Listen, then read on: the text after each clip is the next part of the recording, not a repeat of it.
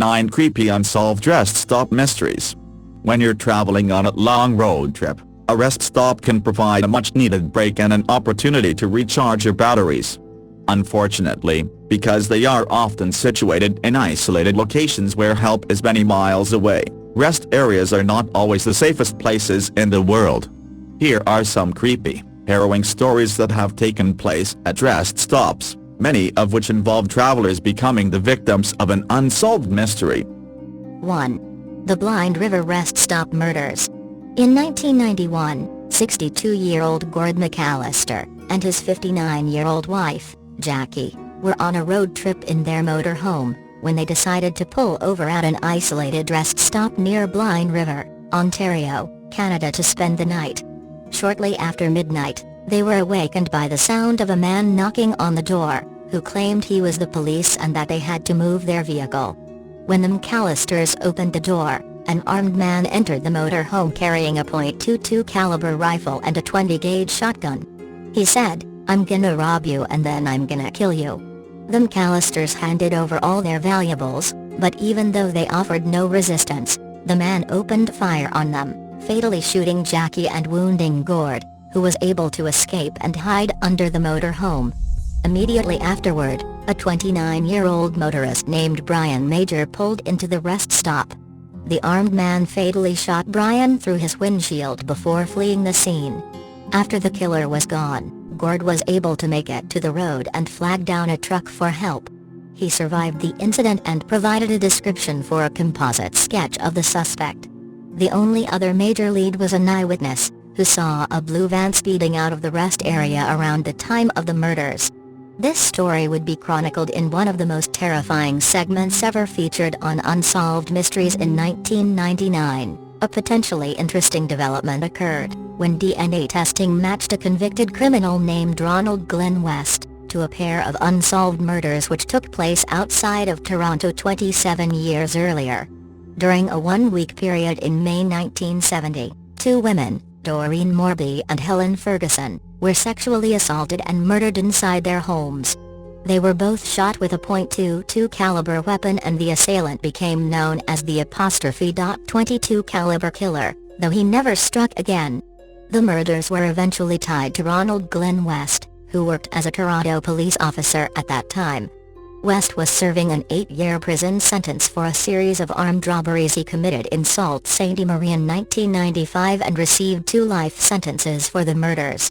What's particularly interesting is that Ronald Glenn West just happened to live in Blind River in 1991. It's also rumored that he owned a van at that time, and apparently, West's wife once remarked that the composite sketch of the rest stop suspect looked like her husband if he were wearing a wig. For years, there was misinformation floating around the internet that Gord McAllister died in 1998, 1 year before West became a suspect in the murders. However, an obituary eventually surfaced which showed that Gord McAllister actually died in 2012. I have no idea if police ever asked Gord to identify West as the killer. West seems like a pretty strong suspect, but this one unanswered question prevents me from being 100% certain that he is the guy. However, the currently incarcerated West has never been conclusively linked to the Blind River rest stop murders, which remain unsolved. 2. The murder of Jane Snow. It's been 30 years since the Jane Snow murder first made headlines, and criminal justice officials who were first involved in the case say they are still haunted by it. While a second murder at Lakes of the North was solved relatively quickly, see related story, the murder of Snow at the Loon Lake Rest area on northbound I-75, just south of Gaylord, has languished as unsolved cold case. It's bothered me all these years that we weren't able to catch the person who committed this horrible crime. I think about it every time I go by the rest area, said Gaylord attorney James Cottant. 30 years ago, Cottant was the Otsego County Assistant Prosecutor. I remember the Sheriff's Department and the state police working very hard on that case. At the time there were no detectives working in Gaylord, and 2 detectives from the Traverse City State Police Post worked the case. Cottant said he has no theories about who may have committed the murder. You just need to follow the evidence. We looked at her ex-husband, but his alibi checked out, he remembered. James Dost, who was commander at the Gaylord State Police Post in 1979, said he also has been haunted by the unsolved case. "It was one of those cases that bugs you. I certainly would have liked to have solved it and arrest someone," Dost said. "But it wasn't to be. It is one of my disappointments." Dost remembered that when a body was found near Lakes of the North just 4 days after the rest area murder, it really upset the community. "There were a lot of rumors flying," he said. "It had to be a terrible, terrible thing for the Snows boys. I can't imagine how terrible it must have been for them to discover their mother," Dost said. "We all want that murder to be solved in our lifetime, but I don't know if that will happen." John Denneny, the Otsego County prosecutor in 1979, remembers going to the rest area and viewing the scene. "Snow was slashed up like it had been a frenzy," Denneny said. Both Denneny and Cutton mentioned hitchhiker John Mgale as the first good suspect. Mgale was picked up hitchhiking about 7:30 p.m. southbound on I-75 across from the rest area by Trooper Gene Siebel and dropped off at the Waters exit, Denneny said. At the time, Denneny noted, the trooper was unaware a murder had been committed at the rest area at around that time. Cutton said Mgale, who had scratches on his hands, had reportedly been at an Indian River bar and had a fight with his wife. He left the bar in haste and began hitchhiking south on I-75. After being dropped off at Waters, he continued hitching to a residence in the Pontiac area. The trooper, Cutton said, got his name and an address before dropping Mgale off at Waters. Snow's young sons had been playing in the rest area while their mother had gone into the bathroom alone. When, after a long time had passed, one of Snow's sons went into the restroom and discovered his mother on the floor. The children then waved down the first car that stopped at the rest area and were driven to the state police post in Gaylord around 8:20 p.m. The murder weapon, thought to be a knife, has never been found. "I remember police searched every inch of that rest area, the median and the other side of the freeway. Divers combed the bottom of the adjacent lake," Cutton recalled. 3 days after the murder, Mgale was tracked down to a residence in the Pontiac area, arrested and brought back to Gaylord, where he was held on an unrelated bad check charge from the state of Rhode Island. Police went first to the address Mgale had given to the trooper, but he hadn't lived there for months. The t-shirt Mgale was wearing when arrested had blood stains on it, but subsequent lab tests showed the blood was not Snow's. Mgale was eventually released because investigators said they had no evidence to charge him. 3. The disappearances of Shayna and Shasha Henson. Shayna and her younger sister, Shasha Henson, departed with their mother, Kimula Henson, from their family's residence in Portland, Oregon on April 4, 2001. They planned to travel to British Columbia, Canada with Kimula's friend, Christina Meyer, and a man Meyer introduced as her husband, Curtis. Stephen Kirkpatrick, the girl's father and Kimula's boyfriend, told authorities that he and Kimula never met Curtis prior to April 2001. Meyer's husband was actually Frank Herring, who was a fugitive from Missouri. Photos of Kimula, Meyer and Herring are posted below this case summary. Herring was wanted after allegedly attempting to murder his former wife. Herring reportedly led a group of Satanists in Missouri and Meyer was allegedly a member. It has been established that Kimula and her daughters spent the night of April 5 at the Shasta Lodge in Redding, California with Meyer and Herring. They apparently stopped in Sacramento, California during the day to allow Kimula to pick up her birth certificate. It is believed that Meyer and Herring may have convinced her she needed the document to enter Canada. There has been no sign of the children since that time. Herring and Meyer were discovered at a rest area in Collier County, Florida on April 20, 2001. Meyer had been killed by a gunshot wound to the temple. Herring was seriously wounded from a gunshot wound to the head. He died at a hospital shortly thereafter. Authorities determined that Herring shot himself and his girlfriend in a murder-suicide. Herring left behind letters detailing the couple's plan to steal Kimula's birth certificate. Meyer had assumed Kimula's identity in Las Vegas, Nevada shortly after they met Kimula and her children in Oregon. Kimula's remains were discovered near Nixon, Nevada on April 28, 2001. She had been beaten in the head and shot to death. Authorities believe Herring and Meyer were responsible for her murder. An extensive search of the area produced no clues as to the whereabouts of Camula's daughters. Testing was done on a blood-stained hatchet found in Meyer and Herring's car. The blood was identified as Camula's. Neither Sasha nor Shayna's blood was present. Authorities believe that Meyer and Herring traveled to Florida alone during April 2001. Motel receipts indicate that the girls were not accompanying them at the time. Shayna and Sasha's car seats have never been recovered, and their birth certificates are missing. Authorities do not know if Meyer and Herring harmed the children or sold them to other individuals. Shayna and Sasha's cases remain unsolved. 4. The Wright City Rest Area to Warsaw. A decade before her disappearance ever became a mystery to police, it was a body, decapitated, dismembered and dumped at a Wright City rest stop, that flummoxed investigators. Deanna Denise Howland was a Belleville native whose troubles started early on.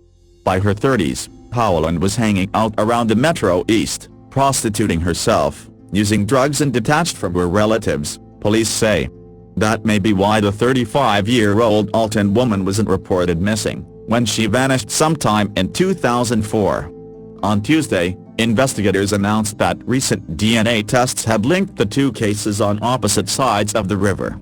The headless, limbless torso found in 2004 at a rest stop along Interstate 70 belonged to Howland. "This has been haunting me for the last 12 years, said former Warren County Coroner Roger Mosey, now the county's presiding commissioner. "It's the only body I've never been able to identify and it's cost me a lot of sleep. There's nothing more frustrating than having someone under your care that you don't know who it is." The woman's torso was found at the rest stop on June 28, 2004. She was found down a small hill in a remote part of the rest stop, along a circle drive that was primarily used as a picnic area. Because the remains had not decomposed, police believe she had not been dead for long, perhaps for only hours, when she was discovered. Investigators believe she was killed somewhere else and dumped out of a vehicle. She was wearing only a black bra. Her identity remained a mystery. Among the only clues were scars from an appendectomy and a cesarean section. Investigators checked missing person reports, but found no match. Howland hadn't been reported missing yet. Police at one point interviewed a suspected serial killer who was being held by authorities in Alabama. Later, they said they believed a spouse or boyfriend might be responsible for the death. Police found a knife in a storm sewer that they said might have been used to dismember the body. But without a name for the victim, the investigation apparently went nowhere. Eventually the case went cold. Howland was married more than once and went by different names, police said. Her maiden name was Deanna Barker. She also went by Deanna Kinnear and Deanna Froelich. Court records say she was born in Belleville, married in 1991 and divorced 4 years later. She had at least 2 children. Family members of Howland couldn't be reached or didn't want to talk. Records show about 24 criminal cases in Madison County beginning in 1996, including drug and paraphernalia possession, prostitution and solicitation. The last criminal charge listed in Madison County court records was the March 2004 charge of a pedestrian walking on the highway. Ferguson Captain Dan DeCarly, commander of the Major Case Squad of Greater St. Louis, said Howland lived a very transient lifestyle and was estranged from her family. She was known to hang out in Granite City and East St. Louis in addition to the Alton area. She wasn't reported missing until last year, authorities said. It's not clear what triggered that report at that time. Information about her was posted in the National Missing and Unidentified Persons database, which said she was last seen in the Alton area on May 11, 2004. Meanwhile, in 2014, Warren County Sheriff's Lieutenant Matt Schmutz had reopened the torso case. At some point, investigators in Madison County got information that caused them to contact Warren County about a possible link between Howland's missing person case and the unidentified to Warsaw. It's not clear what that information was, and authorities declined to discuss specifics. After sharing information, authorities compared DNA from the torso to samples from some of Howland's relatives, Warren County Sheriff Kevin Harrison said. His department received test results March 10 confirming the torso was Holland. The identification resulted from two investigators getting together, sharing what probably seemed like nothing, and it absolutely was the right information, Harrison said. Now, police hope they may finally be able to solve the mystery of how she died and who dumped her remains in Warren County. We want to focus on who she is and where she had been, Major Jeff O'Connor of the Major Case Squad said Tuesday as the DNA results were announced. We are looking for anything. I am sure somebody out there has some information about this. 5. The murder of Dexter Stefanek. Sometime in the early morning hours of a bitterly cold November morning in 1985, a man was brutally murdered in Dawson County. Exactly 30 years later, the crime remains unsolved, shrouded in mystery, speculation and the fog of time. On November 19, 1985, a morning where the wind chill reached 60 degrees below zero, Dexter W. Stefanek, 67, of Rimlander, Wisconsin, pulled off Interstate 94 and into the parking lot of the Bad Route Rest area in western Dawson County. Stefanek had left Oregon the day before and was headed home, but his stop at Bad Route would mark a sad end to his journey. Nobody knows what happened next, but sometime after Stefanek stopped at Bad Route, someone, for some unknown reason, murdered him.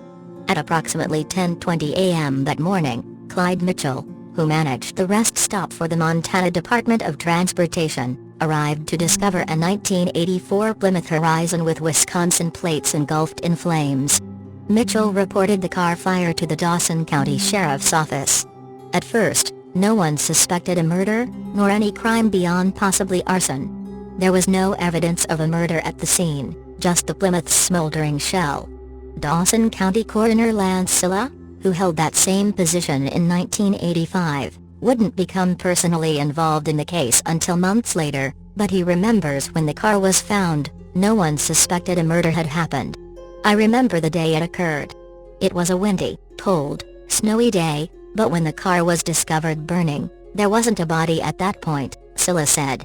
The burned-out Plymouth was identified as belonging to Stefanek, but with no body or any other evidence of a crime. It was at first treated as a missing person case. Silla said a search and rescue team was called out to comb the countryside on the theory Stefanek's car had caught fire somehow, and he had abandoned it and tried to hike across country to Glendive. Others theorized that Stefanek had hitched a ride east with a trucker, but no trace of him was found. That was the case for months. All anybody knew was that Stefanek was missing. That would remain the case for nearly 5 months. Then, on March 8, 1986, the mystery of what had become of Stefanek was revealed. On that day, William and Cynthia Shaw took some garbage to dump at a private dump site on the land of rancher Bob Reynolds, located approximately 2 miles west of the Whoop-Up Creek exit. Once at the dump site, William discovered Stefanek's wallet on the ground. Fully aware of the mystery of the missing man, the couple began searching through the dump. Then the Shaws saw it, a foot sticking out from under a mattress. Dexter Stefanek's body had been found, and police now knew they had a murder case. The severe cold of the eastern Montana winter had largely preserved the body, save for the hands and face, which had been skeletonized by gnawing varmints. Visual identification was impossible, so it actually took several days of trying to obtain dental records before the body was confirmed as Stefanek's. The autopsy revealed that Stefanek had been severely beaten, which Silla said was equated to pistol whipping. He was then shot twice, execution style, in the back of the head with a large caliber pistol. The first shot went into the strap muscles of his neck. The second shot was fatal. Silla said the cold-bloodedness of the murder was shocking. There's no question it was an execution, and the fact they left Mr. Stefanek in a dump ground, that was pretty cold, he said. Small pieces of the puzzle started to come together for investigators. Besides having a body, other clues started to add up. One was the position the driver's seat of the Plymouth had been left in. When the car was discovered burning, the driver's seat was pushed all the way back. However, in interviews with Stefanek's family and friends, investigators discovered that Stefanek was very short in the legs, and would had to have the seat pulled all the way up. That suggested the killer had driven Stefanek's car after the murder, possibly to drive his body to the dump site. There was also the fact that the largest concentration of accelerant, gasoline, used to set fire to the Plymouth was found in the back seat, suggesting the fire had been started there as a means to erase physical evidence of the murder. However, the most shocking clue was found by Scylla about 10 days after the body was discovered. Knowing they now had a murder on their hands, investigators returned to the rest stop to re-examine the area for clues. In searching the rest stop building, Scylla found these chilling words penciled into the grout line on the wall in the last stall of the men's restroom: "Hot Jock shot wad from Wisconsin 1185 Saturday the 3rd. Though the graffiti wasn't discovered until months after the actual murder, Scylla maintains it was likely there from the start. "I think it was there, we had just overlooked it," Scylla said. Of course, who would have thought to look in the grout line of the last bathroom stall when the car was discovered burning? Current Dawson County Sheriff Ross Kanan, who began looking into the case again a few years ago, is somewhat skeptical of the authenticity of the graffiti, given it wasn't found until months after the murder was committed. Scylla, however, is convinced it was indeed the killer who left the message. "I always maintained that had something to do with it. It was the words this person used and the fact that they put the date on it," Scylla said. "I don't say that just because I was the one who found it, it was the way it was worded. The words may indeed have been written by the killer, but any other physical evidence was scant. There were no shell casings or blood at the scene, no murder weapon and no motive." Scylla also noted that in 1985, DNA evidence was still relatively unheard of, video surveillance was uncommon and there were no cellular phones to track. "The results today would be a complete turnaround," he said. The one clue upon which the case may hinge was the presence of a blue and white Chevrolet Blazer with a camper top and Arizona plates seen parked at the Bad Route rest area that same November morning. The caretaker of the rest stop, Fred Siegel, stated he had seen the Blazer parked at the rest area earlier that morning. Both Siegel and Mitchell were sent to Denver in the summer of 1986 and put under hypnosis in the hope they might unconsciously remember more from the day the Plymouth was found burning. Their hypnosis provided little, save for the first 3 numbers of the Blazer's license plate.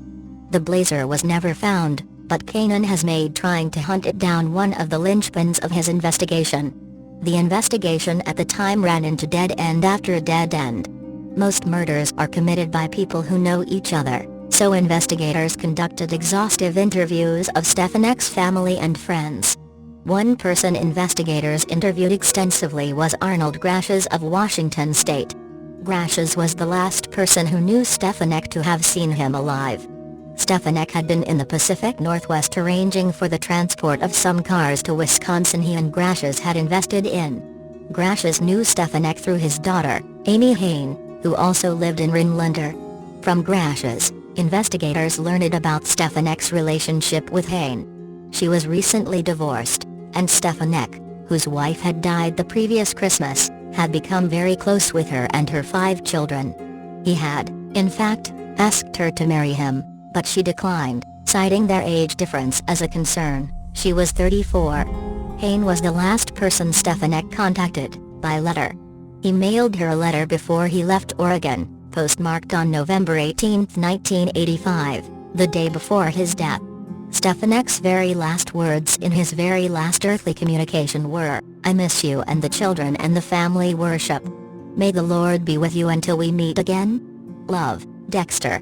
Investigators at the time thought Stefanek's relationship with the recently divorced Hain might provide a suspect with a motive, but that line of inquiry also proved to be a dead end.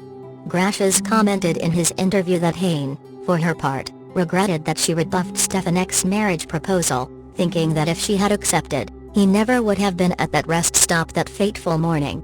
The investigation 30 years ago ultimately went nowhere and the case went cold. Even a profile on national television on the then popular Unsolved Mysteries produced no new clues or tips. But while the case may be as cold as the prairie wind in winter, no one who is still alive and was involved in it has forgotten.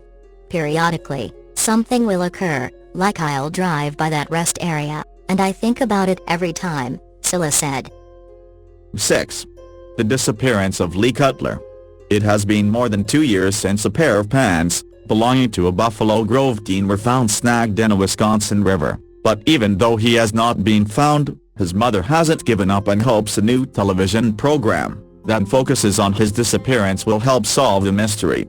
Beth Frazen, who reported her son Lee Cutler missing after he failed to show up for a part-time job, remains convinced he is alive and hopes a segment on the cable TV series Disappeared on Investigation Discovery will help jog someone's memory. "I'm hoping to get Lee back," said Frazen, who wears a bracelet with the inscription, "Miracles Happen." "I'm hoping that someone knows something. It's like a puzzle, and someone has a piece of it and they don't know they have it." Cutler was 18 and a senior at Stevenson High School when he drove to southern Wisconsin in late October 2007. He left without telling anyone. His Toyota Corolla was found near the Baraboo River. His personal belongings, blankets, backpack and favorite yarmulke, were found on the riverbank. His pants, belt and wallet were discovered in the river. Frazen and friends who were with Cutler at a restaurant the night before his disappearance said he appeared happy and expressed no signs of trouble. Cutler had slept at a friend's house and the next morning dropped off another friend at a home in Buffalo Grove. Authorities believe he drove to Kettle Moraine State Park, near Milwaukee before heading west to the Baraboo area. A time-stamped admission receipt to the park was found in his car. Cutler was captured on a Walmart video surveillance camera purchasing a package of cold flu medicine and a bottle of pain relievers. He was alone when he was in the store, according to police and a private investigator. Both the medications were among items found about 10 feet from the river. The bottle of pills was empty with one pill found on the ground. Also found was a note Cutler wrote to his mother. It said, in part, "My head is too big for my shoulders. Finally, I'll be able to sleep. I know I am not crazy. I love you, Mom. Please be happy." Frazen doesn't believe the message was a suicide note. "Maybe he went to sleep. Maybe he needed a break," she said. "I really don't know what happened to Lee." Sauk County Sheriff's Police said recently that if Cutler had been in the area where they searched, they are sure they would have found him. There were no signs of the youth after an intensive air, land and river search, Police Captain Kevin Folds said. Divers, he said, checked the stretch of river where Cutler's items were found. Fallen trees blocked the river downstream. Nothing could pass through it unless maybe a fish, Folds said of the obstacles. Even so, divers searched the other side of the obstruction for about 3 miles, but no other clues were found, he said. There were no signs of foul play and authorities say they have not uncovered any evidence he left the area with another person. Folds declined to comment or speculate on what he thinks might have happened to the teen. The case is open but it's inactive, he said. Katrina Englerth, 19, was one friend who went to the river to look for Cutler shortly after he disappeared. She shares his mother's optimism that he might still be found, adding, "I just want to believe that wherever he is, he's happy." Cutler is the 4th person disappeared has featured since its 1-hour documentary style episodes began airing last month, said Elizabeth Fisher, executive producer. Buffalo Grove police investigator Tara Romano said that, since the segment on Cutler was aired, about 10 tips have been received through hotlines of the National Center for Missing and Exploited Children and America's Most Wanted.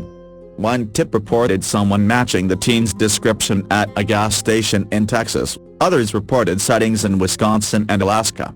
Unfortunately, there are no solid leads we can follow up on. We are passing the bulletins to the appropriate police agencies, Romano said. People are watching the show, and that's the main thing. The segment on Cutler, called A Lost Soul, aired earlier this month and again this week. It will be rebroadcast on April 3rd. During filming, Frazen said, an actor portraying her son sat outside their home reading. Lee used to go outside and read on the front lawn, she said. He loved the outdoors. He used to watch the rain come down. I started to cry. It was like he was home. 7. The murder of Xavier Balligant.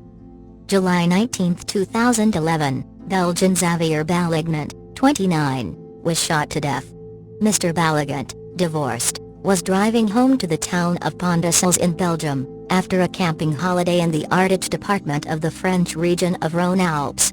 France is divided into regions and each region into departments, which in turn are divided into communes. On the rear seat of Mr. Ballagant's car were seated his two children, aged 7 and 5. The three still had over 186 miles, 300 kilometers, to drive, and once they were on the A31 toll road the two children fell asleep on the rear seat. When Mr. Ballagant was nearing the town of Colombey-les-Belles beyond, which the motorway was free, he pulled up in the Malvax rest area. It was going on for 2 in the morning and the rest area, which consisted of just a public convenience and a phone booth, was quiet.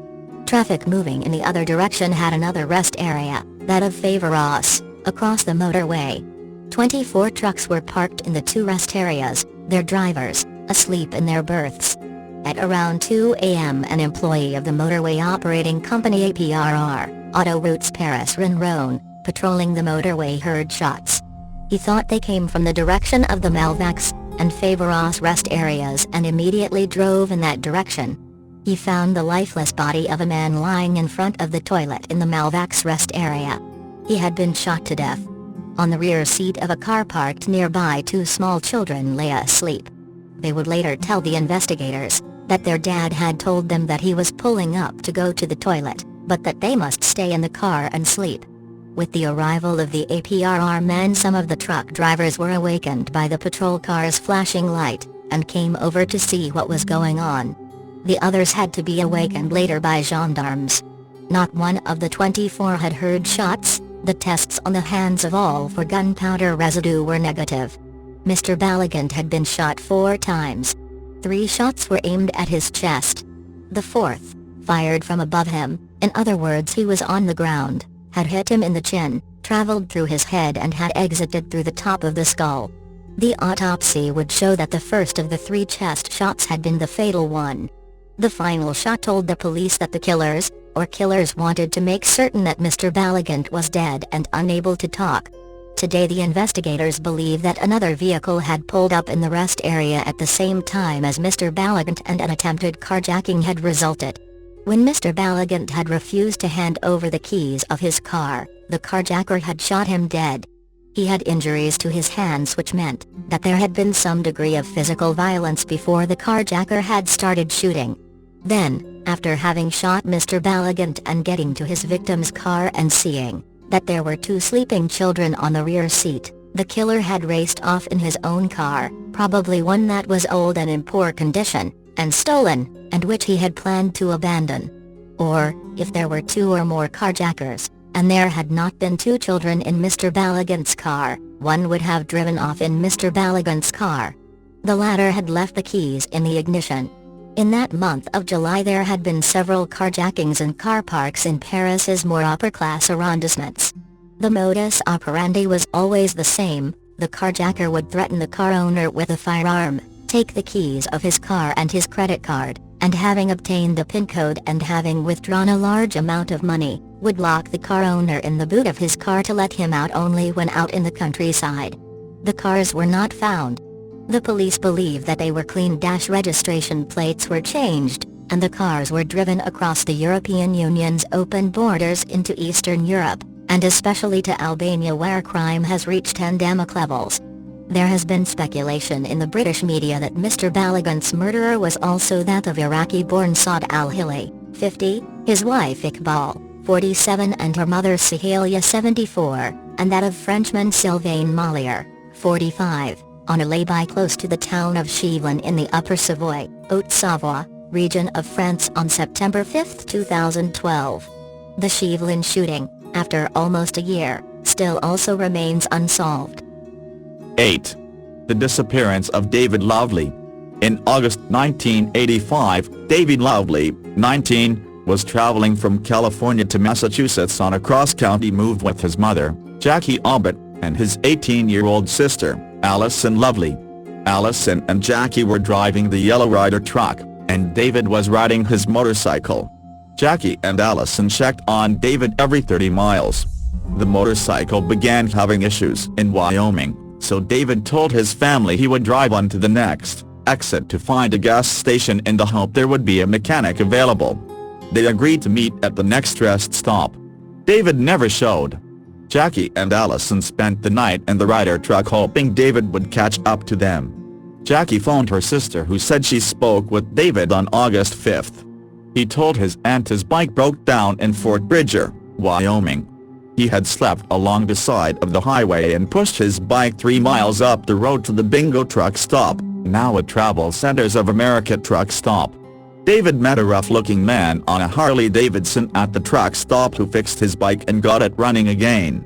Initially, David was scared of this man, but the guy was harmless, according to David. David told his aunt he was going to ride on to Rock Springs to meet up with his mother and sister, and that he would call when he got there. However, he never called his aunt or showed up in Rock Springs when his family arrived there. Jackie and Allison drove on and stayed in Nebraska for a few nights, hoping they would find David there.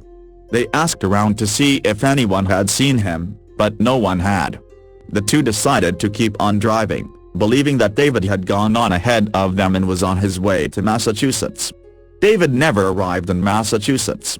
Jackie checked with his friends, but they had not heard from him. Jackie phoned the police, but they were of little help. After all, David was an adult and could go missing if he wanted to.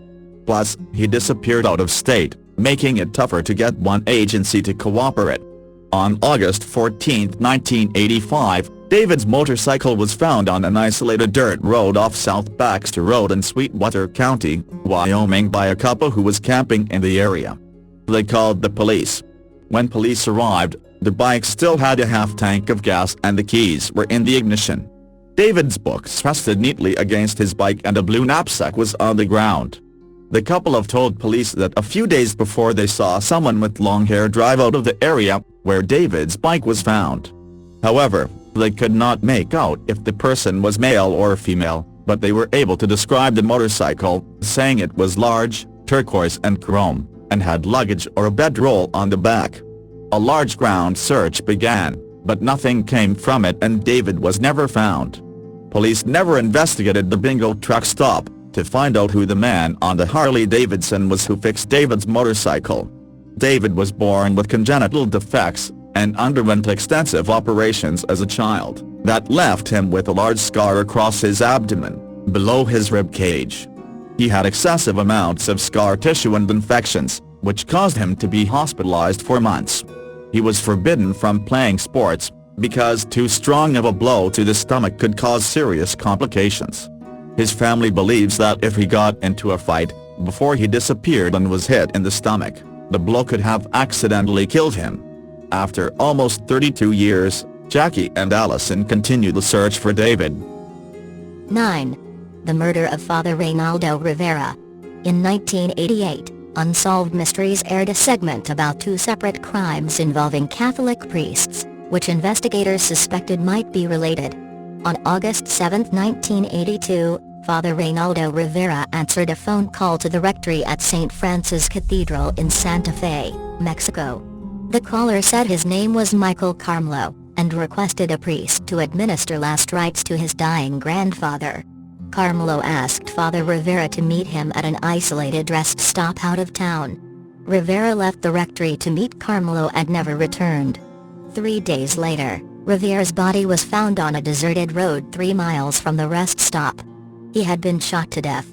The only thing taken from Father Rivera was his last rites kit, so it seemed like robbery was not the motive. Given that this was an isolated desert area, the killer could have easily disposed of Rivera's body somewhere, but he chose to leave it out in the open. Rivera's car was eventually found at another rest stop 110 miles away with an empty fuel tank, wiped clean of blood and fingerprints. A check on the name Michael Carmelo came up empty, so the caller obviously used an alias. It's worth noting that 15 minutes before speaking to Rivera, Carmelo had called the rectory and made the same request to another priest to meet him at the rest stop, but this particular priest couldn't drive at night. It's only by complete chance that Rivera answered the phone when Carmelo called back, so it's unlikely that the killer was deliberately targeting him.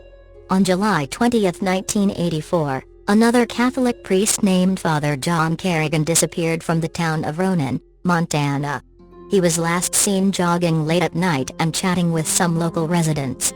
Kerrigan had been transferred to the Sacred Heart Parish from the town of Plains and was only in Ronan 2 days before he vanished.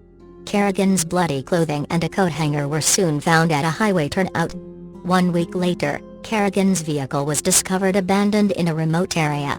The interior of the car and the trunk were stained with blood, but Kerrigan's body was never found.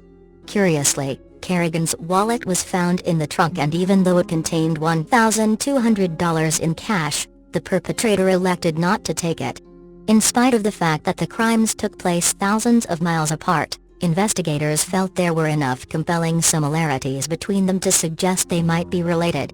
Rivera and Kerrigan both belonged to the Select Order of Franciscans, and in each case, money was left behind, so robbery was not the motive. Their vehicles were both found abandoned and wiped clean of fingerprints. A coat hanger was found near Kerrigan's bloody clothing, and investigators believe that a coat hanger might have been used to subdue Rivera before he was murdered. However, there was an interesting development in the case of Father Kerrigan in 2015. As part of a settlement with 362 sexual abuse victims, the Roman Catholic Diocese of Helena agreed to publicly post the names of over 80 employees who had been accused of sexual abuse on their website. One of the names was Father John Kerrigan. They also listed all the locations each employee had been assigned to during their tenure, revealing that Father Kerrigan had been assigned to 13 parishes in 30 years. Given the number of times Kerrigan was transferred, it's been theorized that his disappearance might be a vigilante killing related to sexual abuse. That also makes it less likely that Kerrigan's case is connected to Father Rivera's murder, since by all accounts, Rivera was an upstanding priest with no skeletons in his closet.